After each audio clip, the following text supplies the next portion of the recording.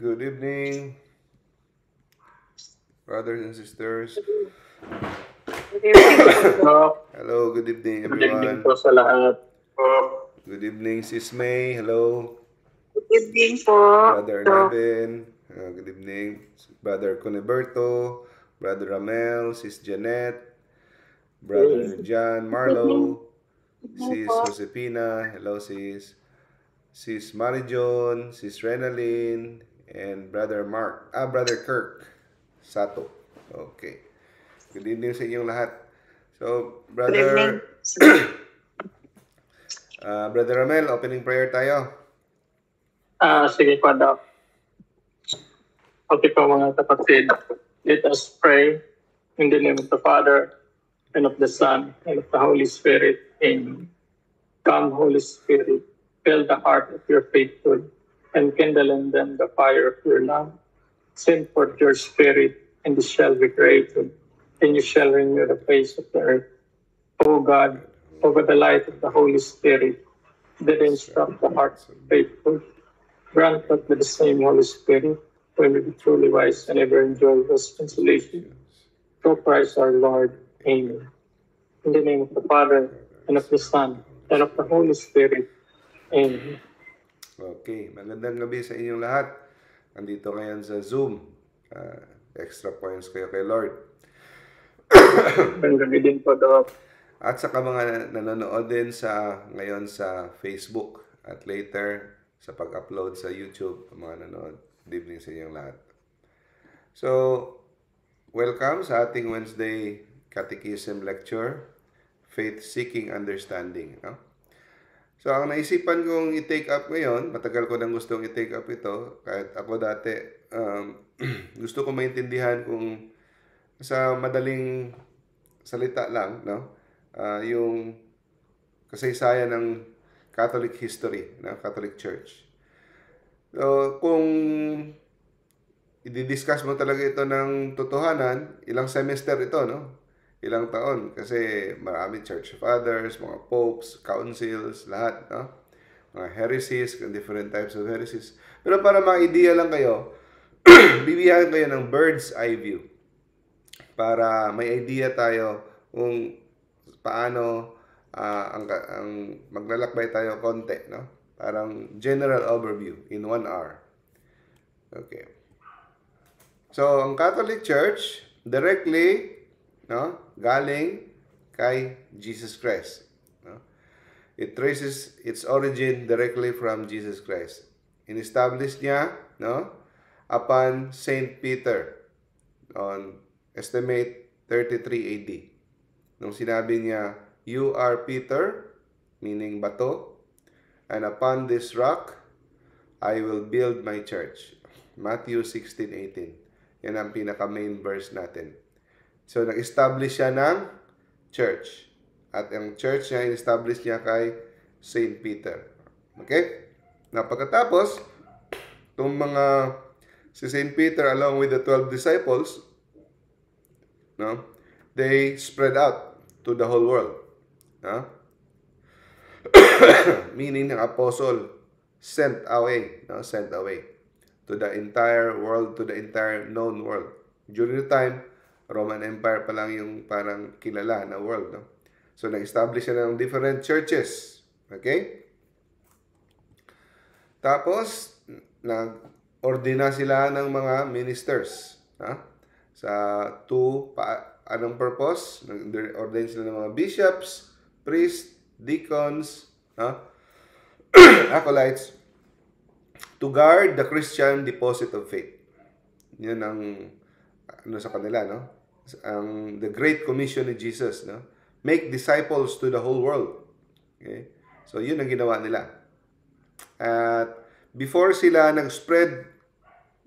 naghiwalay-hiwalay, they finormulate nila ang Apostles' Creed. No? Yun ang 12 articles of the Apostles' Creed. So, yun ang pinaka-summary ng faith natin. Kaya, meron tayong one Holy Catholic Apostolic Church. So, iisa lang yung doktrina natin. No? So, before sila nag-spread out, finormulate nila ang Apostles' Creed. ng mga apostle. Okay? So, yung deposit of faith, no? The sacred tradition, pinasa nila from generation to generation. So, ang mga first generation of Christians, no, ay guided by the apostolic fathers. So, meron tayong mga church fathers. So, sa mga church fathers is divided into apostolic fathers, no? Tapos may mga Greek fathers, may mga Latin fathers, no? At saka mga desert fathers. Okay. Now, ito yung pinaka-importanteng mga apostolic fathers. Ito si St. Clement of Rome, Ignatius of Antioch, St. Polycarp of Smyrna, St. Papias. So, pag may time kayo, basahin nyo yung buhay nila, kanilang mga teaching, napakaganda. Okay, napaka-importante. Okay? So, may mga volumes of books sa mga church fathers. So, anong ibig sabihin ng apostolic fathers? Ito yung mga Christian writers, no? Na merong direct contact sa mga apostoles mismo. Or, mga tao na may direct contact sa mga tinuruan ng mga disciples. Okay? So, dito natin makikita na alam nila kung anong ibig sabihin ng mga sinulat ng mga tinuro ng mga apostoles dahil meron silang direct contact. So, sa pamamagitan ng kanilang mga sulat, no, mga gawa nila, makikita natin ang tamang interpretasyon sa pinagsasabi sa Biblia. Okay? Like the Eucharist, the real presence of Jesus, baptism, liturgy, ganun. Meron tayong direct connection kung ano ang ibig sabihin ng mga turo na sinabi sa Biblia. Okay? So, ang kapanahunan nila mula 70 AD up to 150 AD. So, yun ang mga first and second century. No? Ang value ng kanilang mga, napaka-importante ng kanilang writings dahil ito ay nagpe-preserve sa pag-transmit ng apostolic tradition, ng turo ng mga apostoles. Sila, estudyante sila mismo. Okay? So, ang laking tulong to para malaman natin kung anong nasa utak, nasa isipan ng mga pinagsusulat ng mga apostoles. Okay? Napaka-importante ng role nila habang lumalago, tumutubo, no, ang early church. So, ang mga writings nila ay hindi kasama sa Biblia. Pero makapagbibigay ng liwanag kung anong ibig sabihin. No? Like, kung anong istruktura, may idea tayo sa anong istruktura sa early church, mga doctrine, liturhiya, and the Christian unity. For example, si St. Clement of Rome, year 99, ang malaking tulong tong sulat niya na the first epistle of Clement to the Corinthians. No? So, hindi na natin ito babanggitin to kung anong mataas na libro yan. No? Mahaba. No? So, siya ay disciple mismo ni St. Peter and St. Paul. Okay? St. Ignatius of Antioch. No? Meron siyang 7 letters na sinulat habang papunta doon sa kanyang kamatayan. So, no? At siya ang first na nagsulat na ginamit niyang word na Catholic. Okay? Disciples din siya ni St. John. St. Polycarp of Smyrna. No? Ang sulat niya ay Letter to the Philippians. No? Disciple din siya ni St. John. Didache. Yung Didache, that sinulat ito 70 to 110 AD. No? It's known as the teaching of the 12 apostles. So dito nakalatag kung paano magbinyag, paano ang arrangement during Eucharist, ng order sa church, no? Mga morality. Nag-discuss nga ito about abortion no? Sa mga morality, early Christian morality. So, pwede nyo mabasa online ang Didache. It was written 70 to 110 AD. Okay? Hindi nasama sa Biblia. Kaya, ang mga Protestante, disadvantage talaga sila kasi Biblia lang talaga. Wala silang guidance na makapagbibigay liwanag kung anong ibig sabihin ng binabasa nila kasi ayaw nila ng extra biblical source. Pero itong mga sulat na ito ay kaagapay sa panahong yon. Okay? The Epistle of Barnabas, no? Emphasizes over spiritual, over literal interpretation of Scripture. The Shepherd of Hermas, no? Mga moral teachings. Sinulat ito 100 to 150 AD. The Epistle to Diognetus, okay? It describes the life of a Christian in contrast to a pagan world. Sinulat ito 2nd century. So ito yung mga kasi St. Papias of Hierapolis, Expositions of the Sayings of the Lord. So ito siya ay nakarinig talaga mismo teachings from the disciples of apostles. Okay? The second epistle of Clement. Okay? So ito yung mga first generation.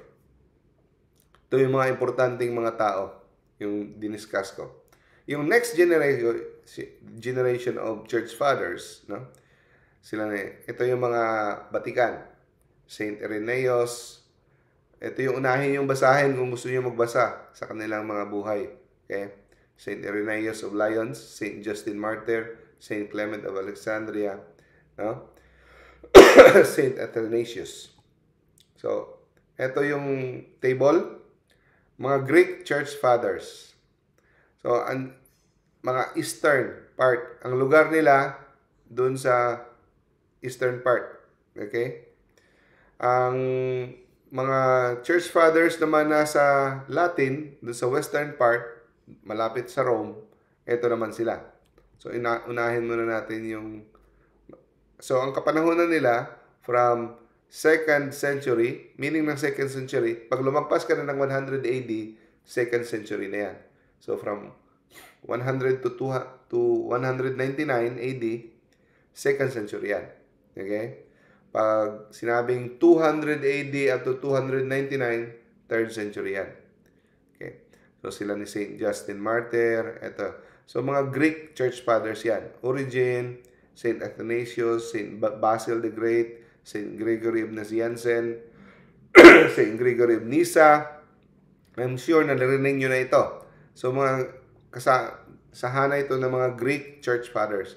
Saint Cyril of Jerusalem, Saint John Chrysostom, Saint Cyril of Alexandria, Saint Maximus the Confessor, Saint John Damascus. Sa Latin Church naman, no, kasabay ito sila, kapanahunan, si Tertullian, no, Saint Cyprian of Carthage, Saint Hilary of Porte, Saint Ambrose of Milan, no? Si Saint Ambrose, yun ang nagbinyag kay Saint Augustine of Hippo, no? Saint Jerome, so nakita niyo naman ang mga petsa dyan, no? Saint Augustine of Hippo, Saint Peter Chrysologus, Saint Leo the Great, Saint Gregory the Great, Saint Isidore of Seville, yan ang mga kan. At saka may mga church fathers, mga desert fathers, mga tumitira sa desert, sila ni Saint Anthony the Great, no? Saint Pachomius, Saint John Cassian, Saint Ephraim the Syrian, no? Ito yung mga importanteng mga tao na naghubog ng mga kanilang mga writings nila, nagbigay ng guidance, no? Nagbigay ng form sa ating simbahan. At saka yung mga doctors of the church, yung mga church fathers na kinonsider na doctors of the church ay sila ni Saint Augustine, Saint Jerome, Saint Gregory the Great, Saint John Chrysostom, Saint Athanasius, Saint Cyril of Alexandria, Saint Basil the Great, Saint Ambrose. So, So, meron tayong 37 doctors sa simbahan. Pero sa mga 37 doctors, eto, 8 sa kanila ay mga church fathers. Okay? Okay, now. Anong mga problema ang hinaharap ng mga early church fathers noon? Sila yung sumagupa sa mga early heresies like Gnosticism and heresies of Marcion. No? May adoptionists. Yung adoptionist, mga heresies sa early church na yon. Kaya nga, nagtaka kayo bakit Catholic, hindi Christian church yung tinawag natin? Kasi itong mga heretics ng mga grupo na ito, okay? Mga grupo na ito, mga kulto, they claim to be Christians. Pero, sinasabi nilang Christian din kami. Pero may mga mali silang turo. So, para maging universal, kung sino mang yung mga Kristiyano na susunod sa turo ng mga obispo, no? Sa grupo, sa hanay, ay tinatawag na Catholic. So, kayong mga Catholic, yun ang mga sumusunod kung saan ang obispo. Yung mga official na mga bishops ng Christian churches. So, yung mga ayaw sumunod sa turo ng mga obispo, so, eto sila. Yung mga Christian daw, pero Gnostics, mga adoptionists, kung ano-ano pa. Daming mga huwad ng turo ng Kristiyano na dinadagdagan. Kaya kailangan pumanig kayo kung saan kayo. So, kami, I identify myself as Catholic. So, ang Catholic, merong official doktrina yan na sinusunod yung apostolic na mga tradisyon. Yon ang rason kung bakit Catholic tayo. Huh?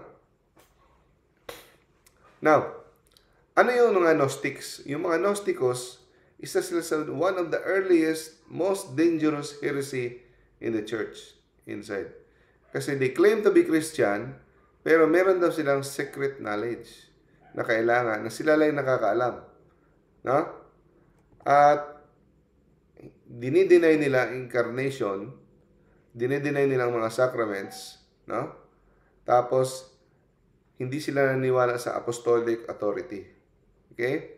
Meron silang hidden teaching na pinapasa secretly at hindi daw to pinapasa publicly by apostolic tradition. Secret knowledge. Pero nga, actually ngayon yung mga New Age movement, yun ang mga offspring ng Gnosticism. No?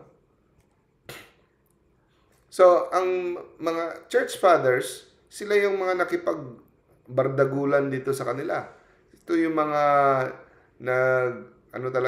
nakipag-away talaga at nagsulat ng mga to fight these heresies. No? So, wala pa mga protestante nito. Saan ba yung mga protestante na nagdepensa? Wala. Okay? Sila ni Saint Irenaeus, Saint Justin Martyr, Tertullian, vigorously refuted Gnosticism. Yung sinulat ni Saint Irenaeus against heresies. No? At yung Marcionism, ang turo ng Marcionism ay yung God sa Old Testament at saka sa God sa New Testament magkaiba. Evil yung God of the Old Testament kasi brutal daw, pinapatay. No? So, finite din ito ng mga church father na both and the Old and the New Testament is the entire Bible and inspired by one true God. Okay? Ito ay napopromote ng dualism. Now, 4th century, meaning year 300 plus, no? Punta na tayo. Si Emperor Constantine, no? Yung nanay niya sa Saint Helena, yung nakahanap ng the true cross, diba? Siya yung kauna-unahang emperor na nagsabi na tigilan ang pagpatay sa mga Kristiyano. Tigilan na. Siya yung pinakitaan ng vision na through the cross, no, you will conquer. So, nun. Dahil doon, ginawa niya yung Edict of Milan na hindi na hahantingin ang mga Kristiyano. ang Christianity ay legalized na. Okay? So, hindi yan totoo na si Emperor Constantine ang nagtatag ng simbahang Katoliko. Siya lang ang nag-legalize na hindi na papatayin. No? Na protektado na ang mga Kristiyano. After 12 years, 325, so hindi na tayo nagtatago sa mga kuweba, no? Hindi na tayo patago. So 313. So 12 years later, 325 AD, kauna-unahang First Ecumenical Council. So ang First Ecumenical Council ay Council of Nicaea, 325. Pero yung first ever council ay Council of Jerusalem. Pero hindi yun ecumenical. Sila-sila lang yun. Maliit na grupo. Mababasa natin sa Biblia, di ba? Sa Acts of the Apostle, Council of Jerusalem. Yung First Ecumenical Council, 325. Council of Nicaea. No? Dito sinolve ang problema sa Arianism. Kasi si Arius, no, heretic, dinideny nila na Jesus is divine. Hindi daw Diyos si Jesus. So, ang offspring nito ngayon, itong mga Iglesia ni Cristo ngayon, they don't believe Jesus is God, no? Creature lang. So, ngayon, nakasurvive pa rin hanggang ngayon, no? So, ang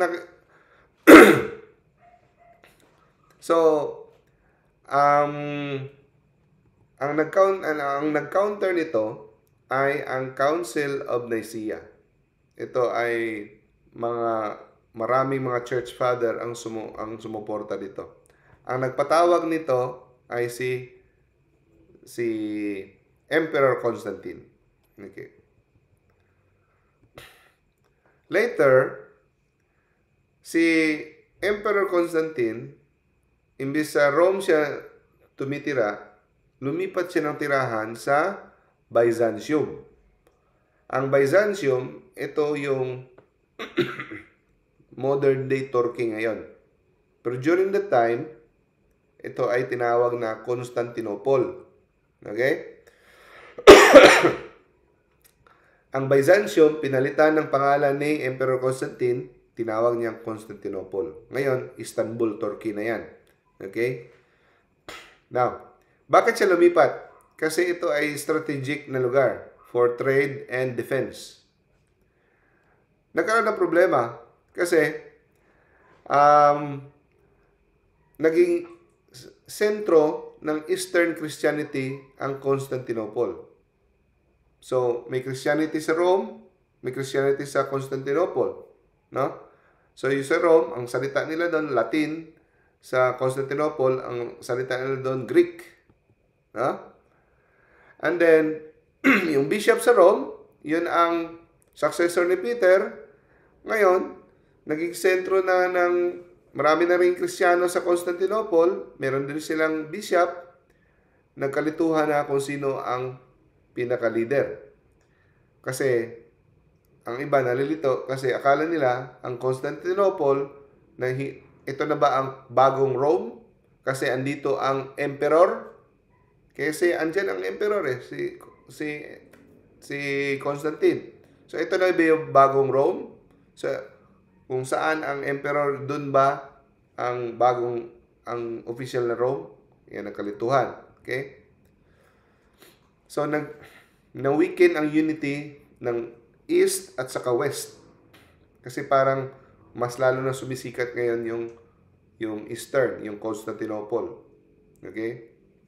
So, yung sentro ng West, Rome. Ang sentro ng East, Constantinople. Yun ang Turkey ngayon. Now, so ito ang dito nagsimula ang punot ugat, ang hidwaan ng East at saka West hanggang nagresulta sa Eastern Schism, na East and West Schism.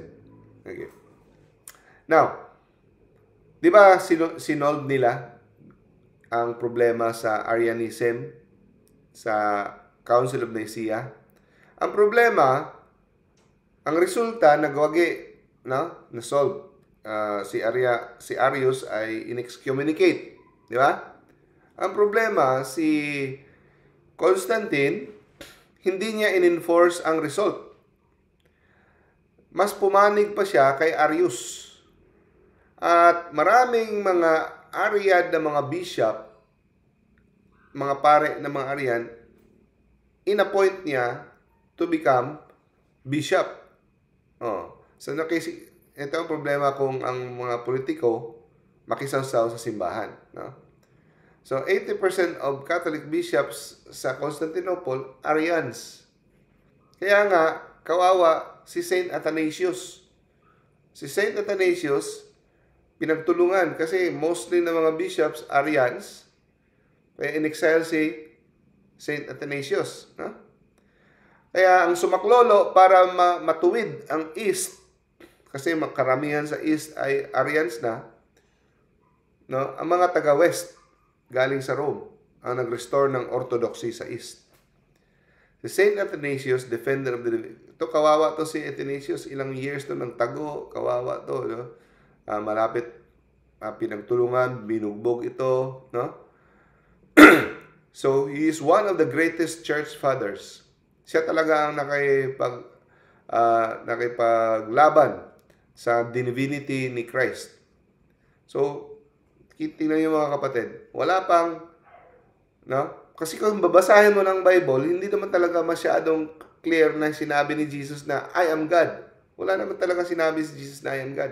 Makikita mo lang implicitly that He is God. But walang literal na masasabi na, I am God, worship me. Walang sinabi. Kaya, nagkakatalo-talo sa interpretation. Kaya, nanaig itong, na si Jesus. Lalo na pag sinabi niya, my God, why have you forsaken me? O, kita mo? Hindi God si Kristo. Yun din ang ginamit nila. Yun din ang ginagamit ng mga iglesia ni Kristo. Kaya, pero, dahil sa brilliance, sa spirit-filled guidance kay Athanasius, no, he stood firm. He stood firm even in the entire empire turned against him. Halos lahat, wala siyang kakampi. Nanaig na si Arius, no? He stood firm. So, ganun tayo. Dapat. So, at saka si Saint Athanasius, siya rin ang nagbigay ng lista ng mga books of the Bible. 73 books of the Bible. No? At, ni-ratify ito, sinuportahan ito ni Saint Pope Damasus, 382. At 4 na council ang nag-ratify nito. Council of Rome, Council of Hippo, Council of Carthage, no? So these councils ratify na ito ang list ng Catholic Bible. Okay? So from the start, 73 Bibles talaga. Pero ngayon, iniba ng mga Protestante, binawasan nila sa year 1500s. No? Tinanggal nila ang mga books. So, sino ang huwad? Hindi tayo. Sila ang nagtanggal, ang nagbawas sa sulat, sa salita ng Diyos. Okay? Now, in 380, the Council of Constantinople, ano ang kanilang... Napansin nyo, gumagawa ng council, ecumenical council, meaning ng ecumenical council worldwide. Okay? Worldwide. Gumagawa ng council pag may problema na haharapin. Parang may haharapin ng mga heresy, ng mga kontrobersiya. So, nag-gather sa 380 Council of Constantinople dahil sa Macedonian heresy. Okay? So, ang Macedonian heresy dinideny ang divinity ng Holy Spirit. Ng Holy Spirit daw ay hindi Diyos. Okay? At sa 380 rin, ginawa ang Edict of Thessalonica. Ibig sabihin ng Edict of Thessalonica, ang Christianity naging official religion ng Roman Empire. So, hindi totoo na si Constantine ang gumawa ng Catholic as the official religion. Yung Edict of Thessalonica, sa panahon na to patay na si Constantine.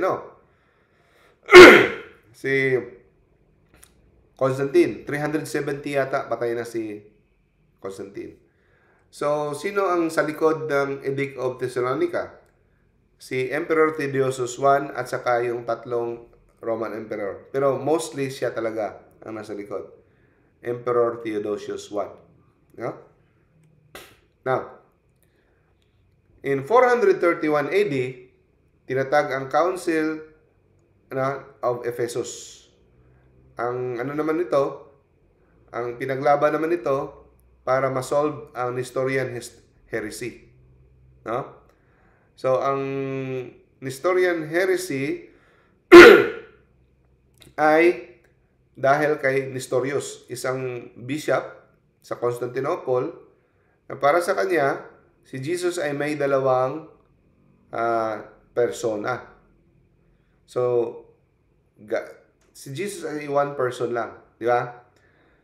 Ang ating Diyos ay isa, no? 3 person. Father, Son, Holy Spirit. Pero si Jesus ay isang person lang. May dalawang nature, God at saka human. Pero para kay Nestorius, si Jesus na isang person dapat, para sa kanya, dalawang persona, hindi isa. So that is heresy. Ito ang nilabanan ng Council of Ephesus.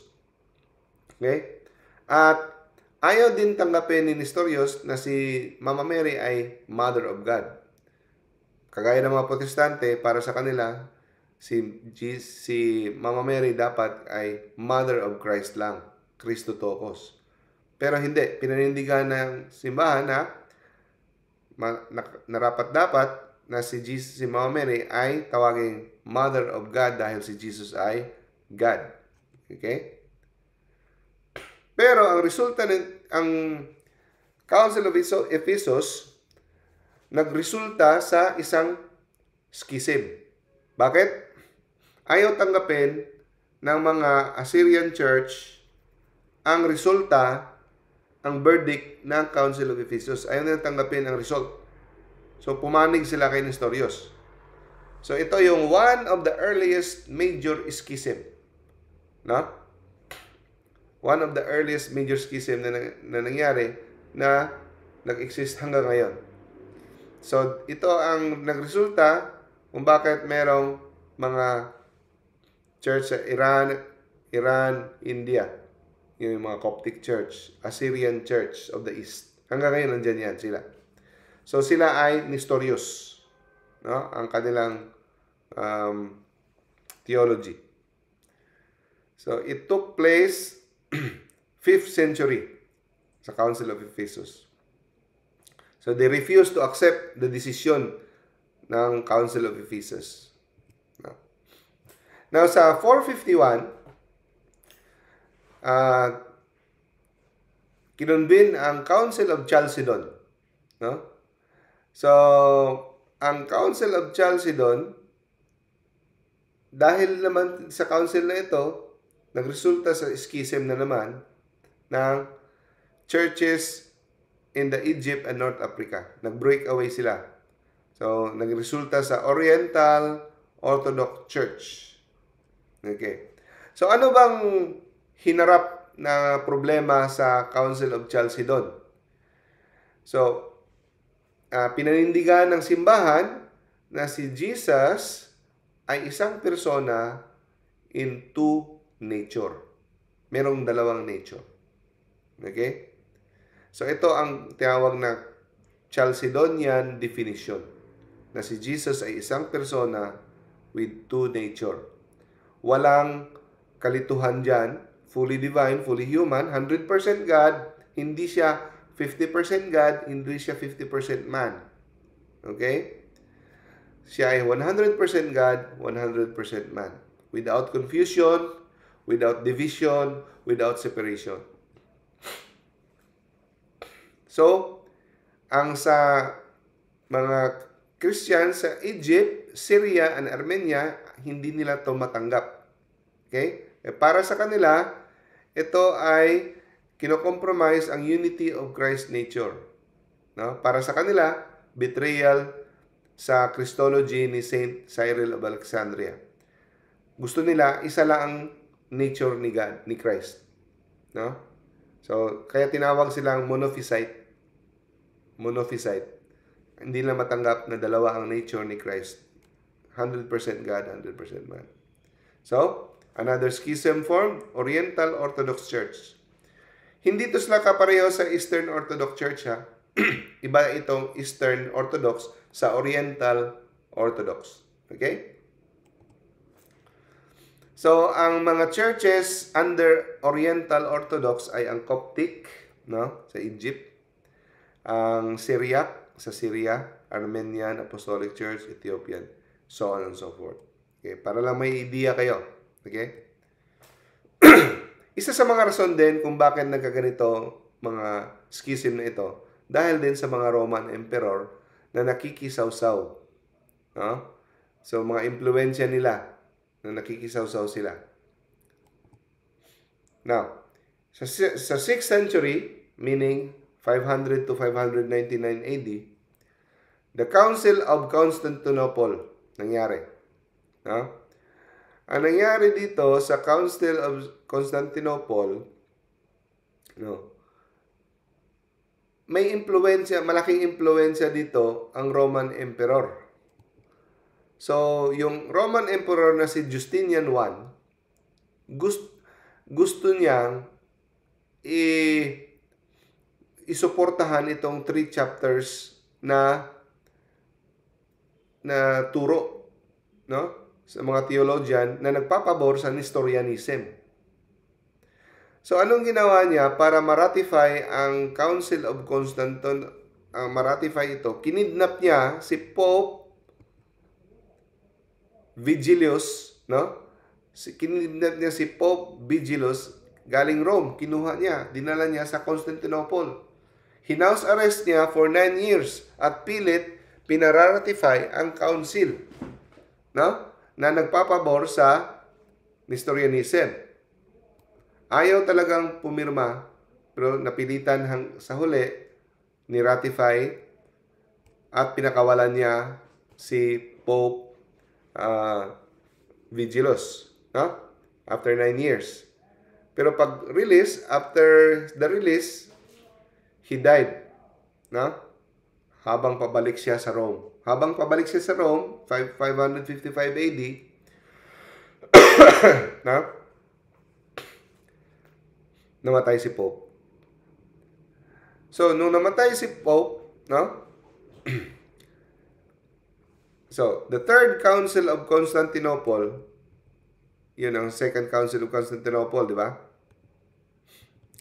Ang Third Council of Constantinople dinefine ang Christology na si Jesus Christ is one divine person, two nature, no? Divine and human. Meron siyang dalawang will.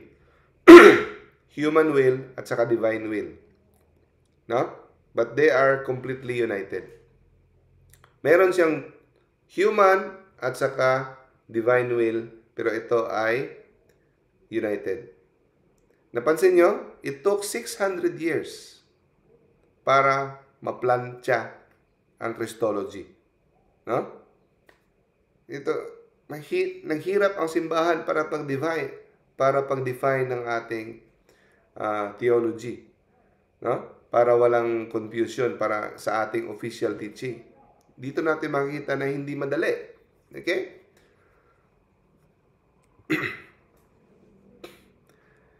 Council of Nicaea, 787. Ito ay kinonvene para harapin ang problema sa iconoclast heresy. Alam niyo yung iconoclast heresy? Yung binabasag lahat ng mga estatwa, mga picture sinisira, dapat walang picture. So dito, kung ngayon, may nakikita kayong mga protestante, mga pastor, pinabasag, lumang tugtugin na yan. Hinarap na ng simbahan yan. No? Yung maling turo na dapat walang mga imahe. No?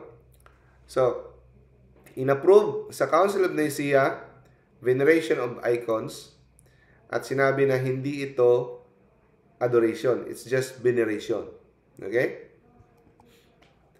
Now, in the year 800, mayroong emperor sa Constantinople. So, Empress Irene. Bigla na lang, si Pope Leo III, may kinoronahan siyang hari na ginawa niyang emperor sa Rome. So, dito isinilang ang tinatawag na term na Holy Roman Empire. Hindi ito simbahan na, pero ito ay Rome. So, nagkagulo na ngayon. Dalawa na ang Roman Emperor. May Roman Emperor sa East. Meron ding Roman Emperor sa West. So, ang tinawag sa West, Holy Roman Emperor. Sa East, Byzantine Emperor.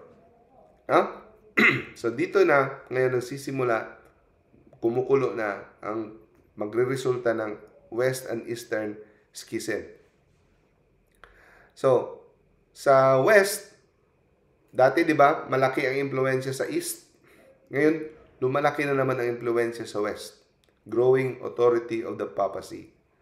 So, dito makikita na lumalaki ang authority ng Santo Papa sa West. Kasi meron na siyang influence sa pagkorona ng emperor. Okay? So, dito makikita na lumalaki ang alliance ng mga hari at saka sa Western Pope. Medieval alliance between the Catholic Church and the Western European kings. No? So, ang kinoronohan niya ay si Charlemagne. No? Si Charlemagne, yan ang king of the Franks. Mga Germanic tribes yan. Okay? So, may alliance ang Catholic Church at saka mga Western European kings. So, iba rin yung mga Eastern kings, no? Now, hindi ka rin magkabati masyado itong East at saka West. Dahil sa language, sa liturgy, no? Parang nagpapaligsahan.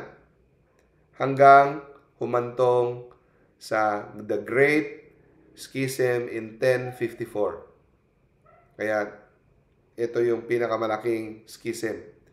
The Eastern Orthodox Church. So, hanggang ngayon, andyan yan. No? Broke away.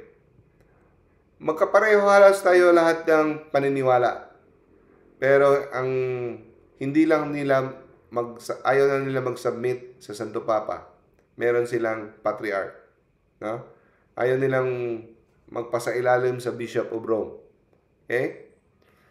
So, ang kanilang head ay ang Eastern Patriarch. At sa Apostles' Creed, dati, ano yan?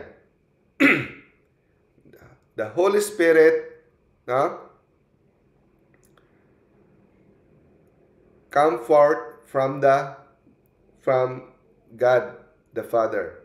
No?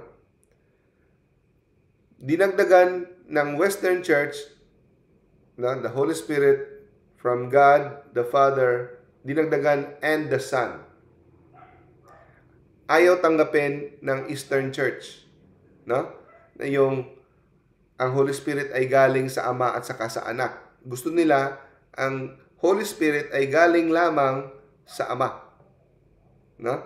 Hindi kasama ang Anak. Yun ang tinatawag na filioque controversy. No? Comes forth from the Father, sa atin and the Son, di ba? Yung simple na term na and the Son, isa sa mga rason ng difference ng ating theology. Isa rin yan sa language barrier, no? Liturgical practices. Kaya ang ating mga liturgical practices ay iba sa Orthodox. Pero yung mostly ng ating doctrine ay kapare-pareha. No? So, that is 1054. 50 years later, nag-invade ang mga Muslim. Yung si Muhammad, nagsimula yan 600 AD. No? Pero, lumaki ang kanilang hanay doon sa Middle East. So, 1054 plus 50, mga 1100s, sumalakay ang mga Muslim sa Eastern Territories. Sa Eastern Territories, lalo na sa Istanbul. Kaya ngayon, ang Istanbul, Turkey, generally Muslims. Kaya nga nakuha nila yung Hagia Sophia. Diyan ang pinakamalaking simbahan ng Constantinople. Umatake sila sa Eastern Territories. So, they were killing, enslaving, yung jihad, yun din. Kawawa, massacre, no? Taking the lands, lahat. So, kahit hiwalay na, hindi na may bangayan ang East at saka West, sumaklolo pa rin ang West, ang Rome. Tinulungan yung churches sa East. No, dito natatag ang Crusades. Ang Crusades natatag dahil to defend from Muslims. Kung walang Crusades, lahat tayo ngayon Muslim na lahat. No? Dahil pasalamat tayo sa Crusades. Ito yung mga Crusaders. Meron silang cross sa kanilang shield, meron silang cross sa kanilang uniform. In response yan sa Muslim invading. No? Ubus na tayo lahat, wala ng Christian na tira kung wala ang mga Crusades. So, hindi totoo ang mga atake ng mga Protestante ng mga Crusades ay mga masama. Okay?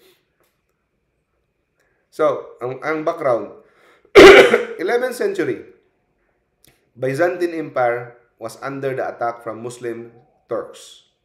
No? So, si Emperor Alexius ng Constantinople humingi ng military aid from the West. So, at the Council of Clermont, 1095, Pope Urban II nanawagan na mga Christians will take up arms, sumali sa crusade para idepensahan ang Eastern Christians, para sagipin ang Jerusalem at protektahan ang mga pilgrims kasi pinapatay. Okay? So, sila ang defender sa Eastern Christendom. Pero kahit sa magandang intensyon nila, alam mo naman ng tao, may mga mali din silang ginawa. Lalo na sa nangyari sa third crusade na niransak nila ang Constantinople.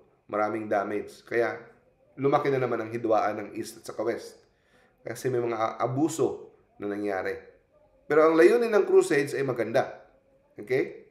There are total of 9 crusades. Iba't ibang panahon. No? May mga nagwagi, may mga natalo, may mga failure din. Okay? Okay, tapos na tayo sa Crusades. 13th century, dito nakilala si Saint Thomas of Aquinas, isang Dominican priest na malaking impluensya sa ating Catholic theology. Lalo na yung kanyang Summa Theologica. Okay? Ang kanyang mga writings had formed the bedrock of Catholic theology until today. Saint Thomas of Aquinas. He is considered the doctor of the church, angelic doctor. Maraming mga turo niya tungkol sa mga angels, no? Na hindi wala sa true sa kanyang mga pinapakitaan siya ng visions ni Jesus Christ, no? Sabi niya, mga sinulat ko, kapiranggot, katiting lang yan kumpara sa mga visions na nakita ko, ang pinakita ni Lord sa akin. No? Sa pamamagitan ng kanyang pag-meditate on the cross. No? So, the greatest work niya ay Summa Theologiae, massive systematic explanation of the Catholic theology. He is considered the greatest thinker after Jesus and Mary. Segunda lang siya. Theologically speaking, ang pinaka-greatest si Jesus at si Mama Mary. Segunda siya kay Jesus and Mary. The greatest thinker, Catholic thinker. So, ni-unite niya ang faith and reason using Aristotelian philosophy. Siya nagbigay ng pinaka-clear na expression of doctrine like the Eucharist, the soul, natural law, existence of nature of God. Okay? Now, dahil sa political turmoil in the 14th century, no? Political turmoil, lumikas ang Santo Papa from Rome, lumipat ng France. Dahil may gulo, malaking gulo. Tumakas pamuntang France. Doon tumira ang Pope for 75 years. Okay? Dahil sa malaking impluensya ni Saint Catherine of Siena, siya ang nagmungkahi na Pope, hindi dapat na sa France tumitira ang Pope, dapat sa Rome.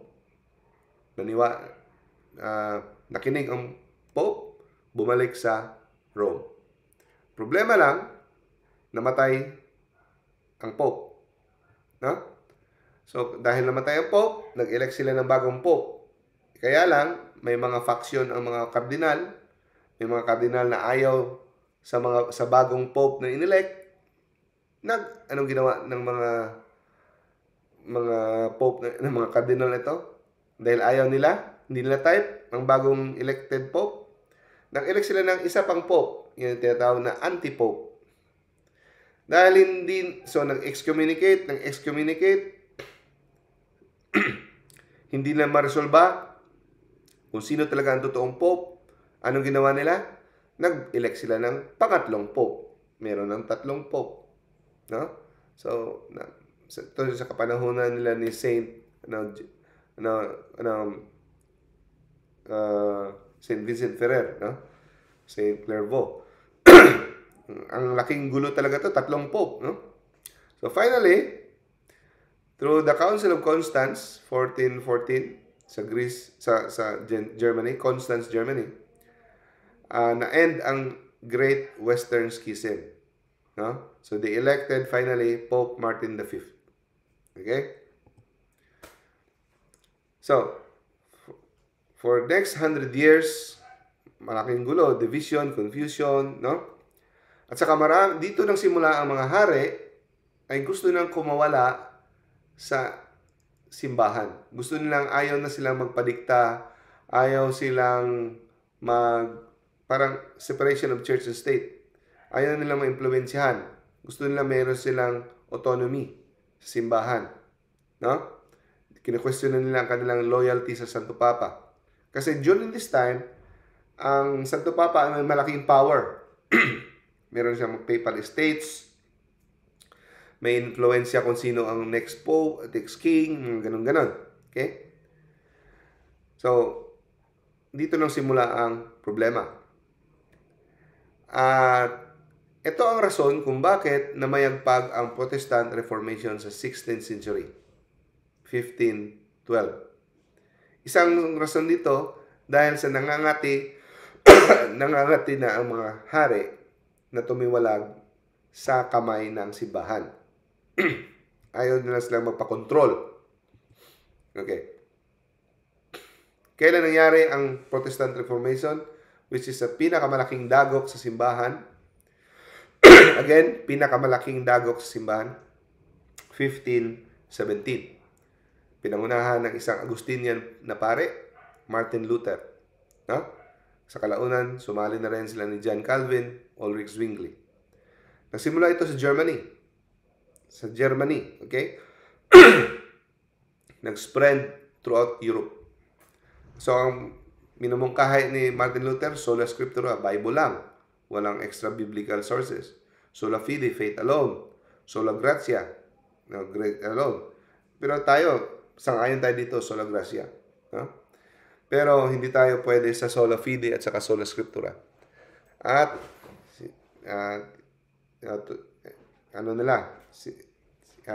winaksi nila si Mama Mary at saka sinimplify ang worship. Wala ng mga veneration ng mga saints. Bakit? Di ba napansin nyo ang ibang mga heresy na stop kaagad? Pero itong heresy ni Martin Luther lumaganap dahil ito sa suporta ng politika. Okay? Sinakyan ng mga hari. Isa pa, may printing press na. Mabilis na lumaganap ang idea. No? At gustong kunin ng mga political leaders ang mga lands ng Pope. Okay? At also, gustong nationalism din. Ang kings wanted independence from Rome. Pero iba, ang reason talaga nila ay spiritual. Okay? Now, because of this, the Protestant Reformation caused 500 years schism, no? Led to thousands and millions of Protestant. Millions ang nakuha sa Katoliko. At ngayon, meron ng 40 to 50,000 denominations. No? Lahat sila, Santo Papa. Sila ang may authority. No? Sila ang boss. Habang nagkakagulo sa West, sa New World, alam niyo ano yung New World? Yung Amerika. Doon. Na diskubre, di ba? Ng mga British, kaya yun naging USA, no? So, habang sa kabilang side ng mundo, si Mama Mary nagpakita sa Guadalupe. No? Nag-miracle siya sa Guadalupe, sa indigenous people of the South America, sa Mexico. So, na lumipat sa Protestant, mga 5 million. Ito ay tinumbasan ni Mama Mary. Talo pa. Na-convert into Catholic faith ang sa South America, 8 million dahil sa apparition ni Mama Mary sa Our Lady of Guadalupe. No? What was lost in Europe during the Reformation was more than regained in the New World. Mas marami ang naging Katoliko. So, originally, ang United States were very Catholic. Ngayon, dumami lang ang Protestante sa Amerika dahil sa mga British na galing British sa England, Britain, pumunta ng Amerika, nagdala ng mga Protestante. Kaya ngayon, marami ng Protestante at kumukonti ang Katoliko sa Amerika. No? Tanong, originally, ang England, ang Britain, ay Katolik. Bakit naging Protestante ang England? Na humantong na papatayin ka sa England pag ikaw ay Katoliko. Kasi mostly Protestante na sila. Pero originally, ang England ay Katoliko. Sino ang saan nagsimula? Kay King Henry VIII. Tumiwalag siya simbahan dahil sa kanyang kalandian. Gusto niya mag-asawa ulit. Ianal ang kanyang kasal sa kanyang asawa na si Catherine. Gusto niya pakasalan si Anne Boleyn. Ayaw suportahan ni Pope Clement VII, kaya tumiwalag siya at diniklara niya ang kanyang sarili na Supreme Head of Church of England. Pero ang theology ni King Henry VIII simula Katoliko. Kasi alam niyo, si King Henry VIII, defender of the church yan. Pinarangalan pa ngayon ng simbahan ng defender of the church. Kaya yung kanyang paniniwala, Katoliko. Kaya lang, ang anak niya, si Edward VI, ay Protestante. Kasi during the time, ang Protestant idea ay lumalaganap na. Kaya, under Queen Elizabeth, after ni Edward, no? Elizabeth I, Protestantism was solidified. No? Kaya, grabe ka brutal si Elizabeth sa mga Katoliko. No? Dahil dyan, ang Protestant Reformation had laid the foundation of the French Revolution, Freemasonry, Communism, kahit na Nazi. Alam niyo ba si Hitler? Ina-admire niya si Martin Luther. Kasi si Martin Luther, anti-Semitic, anti-Jew. Si Martin Luther. No? So, ang final sermon ni Luther, alam niyo ba? Hate-filled against Jews. No? Kaya, idol na idol ni Hitler si Martin Luther. So the last 500 years, no, of Western turmoil came from the church dahil ito sa division inside the church. Yun ang resulta. Pag may division, malaking dagok, malaking pinsala. No? People thought, akala nila, mas matalino sila sa simbahan. Hanggang yun nangyayari yan. No? So, but the good news is, the schisms with the apostolic churches from the 5th and 11th century are slowly being healed. So, sa ecumenism, sa talk, dialogue, ang sa Eastern Church, hanggang ngayon, dahan-dahan, bumabalik na ang Eastern sa Western, nag-unify na. Kasi, kaya, kasama parati sa prayer natin, unity among Christians. No? Eastern churches are returning to communion with Rome, slowly. Okay? Many Protestants, dahil rin sa mga sigasig na ating mga Catholic apologists, defenders, no? Sa mga pare, ganun, mga dialogues. Tingnan nyo sa mga vlogs ngayon sa YouTube. Ang daming mga Protestant pastors nagiging Catholic. Basta open lang sila sa truth, no? At lahat tayo makakatulong if we learn our faith, live our faith, and engage, no, the world. No? Yun. Isang oras. God bless us all. I hope meron na kayong idea, no? Sa kung paano ang paglakbay ng ating simbahan. I'm sure hindi yun masyadong detalyado kasi meron isang oras lang tayo. Okay? So, i-greet ko lang ang mga andito ngayon na nagtiyaga. Brother Coniberto, Brother Drew, Sis Evelyn, Sis Janet from Europe, Sis John Marlo, Sis Juvic, Sis Laila, Brother Naven, Brother Ramel, Sis Renaline, Brother Ray, hello, Sis Sarah Orosio, hello, and Brother Kirk. Ayun, Kirk Sato. So, extra points kayo kay Lord, ha? Nagtiyaga kayo. So, request sa closing prayer. Brother Kirk, gusto mo closing prayer? Dok, wala akong boses ngayon, Dok. Okay lang. No problem, bro. Okay. So, sinong, dito may nakita akong message dito sa chat. And Brother John Marlo, gusto mo mag-closing prayer?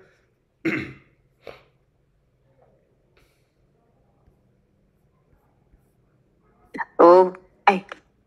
Hello? Sino yun?